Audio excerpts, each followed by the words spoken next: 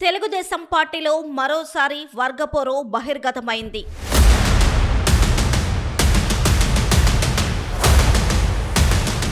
అధికారంలోకి వచ్చిన తరువాత పార్టీ కార్యక్రమాలు ఒకరి ఇష్టానుసారంగా నడుస్తున్నాయన్న ఆరోపణలు, పార్టీ కార్యకర్తలను పట్టించుకోవడం లేదన్న అసంతృప్తి, అనకాపల్లి జిల్లా మొత్తం టీడీపీలో కలవరం మొదలైంది.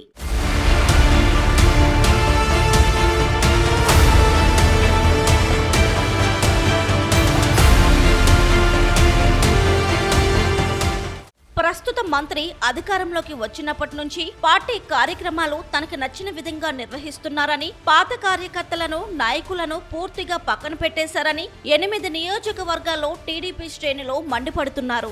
అనకాపల్లి, యలమంచిలి, చోడవరం, పెందుర్తి నియోజకవర్గాల్లో పార్టీలో క్రమశిక్షణ అనే మాటే కనబడడం లేదని స్థానిక నాయకులు బహిరంగంగానే అసంతృప్తి వ్యక్తం చేస్తున్నారు. ఇలా పార్టీని నిర్లక్ష్యం చేస్తే కాలక్రమేణా తెలుగుదేశం పార్టీ దుర్బలమవుతుందని, రానున్న ఎన్నికల్లో తీవ్ర నష్టం తప్పదని నాయకులు స్పష్టంగా హెచ్చరిస్తున్నారు.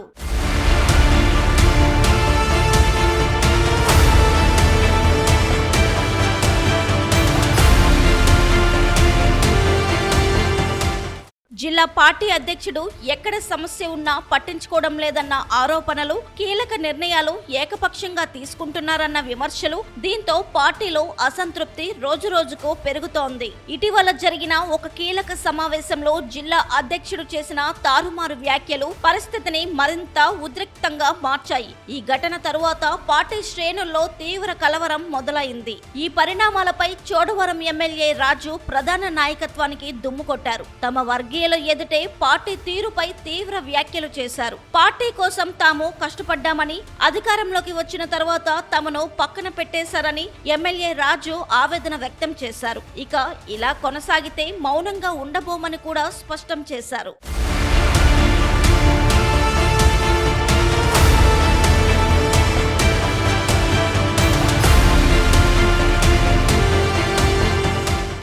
ఇదే తరహా పరిస్థితి యలమంచిలి నియోజకవర్గంలోనూ అక్కడ పార్టీ నాయకులు, కార్యకర్తలు బహిరంగంగానే అసంతృప్తిని వ్యక్తం చేస్తున్నారు. ఒక వర్గానికే ప్రాధాన్యం ఇస్తున్నారని ఆరోపిస్తున్నారు. మొత్తంగా అనకాపల్లి జిల్లా అంతటా టీడీపీలో అంతర్గత విభేదాలు తీవ్ర స్థాయికి చేరుతున్నాయి. నాయకత్వం వెంటనే స్పందించి సమస్యలను పరిష్కరించకపోతే పార్టీకి భారీ నష్టం తప్పదని రాజకీయ వర్గాలు హెచ్చరిస్తున్నాయి.